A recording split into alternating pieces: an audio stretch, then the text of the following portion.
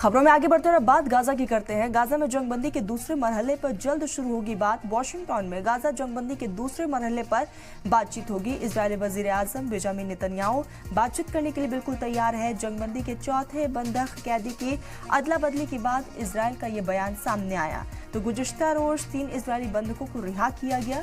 इस बदले में 180 फिलिस्तीनी कैदियों को इजरायली हिरासत से रिहा किया गया है। आपको बता दें कि इस बीच मई 2024 के बाद पहली बार राफा सरहद फिर से खोल दी गई है और लोगों को काफी ज्यादा सहूलियत हो रही है, क्योंकि इस बीच लोग अपनों से मुलाकात करते हुए नजर आए।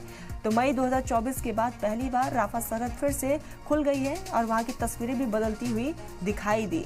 तो इजरायली वजीर आजम बेंजामिन नेतन्याहू वॉशिंगटन में गाजा जंगबंदी के दूसरे मरहले पर बात करने के लिए बिल्कुल तैयार है।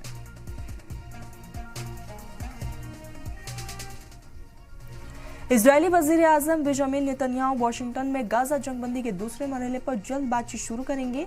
ये बयान जंगबंदी में चौथे बंधक कैदी की अदला बदली का पूरा होने के कुछ घंटों बाद आया है। दूसरे मरहले में बाकी यरगमालियों की रिहाई शामिल होने की उम्मीद है और जंग के मुस्तकिल खात्मे पर चर्चा भी शामिल होगी। साथ ही अमेरिकी सदर डोनाल्ड ट्रंप, जिन्होंने जंगबंदी समझौते का क्रेडिट लिया है, मंगलवार को व्हाइट हाउस में नेतन्याहू की मेजबानी करने की भी उम्मीद है। बाज़ाब्ता बातचीत के लिए हमास और इजराइल के सालिसों और वफद की बातचीत के लिए तारीख तय नहीं हुई है। 42 रोजा जंगबंदी का पहला मरहला अगले महीने खत्म होने वाला है।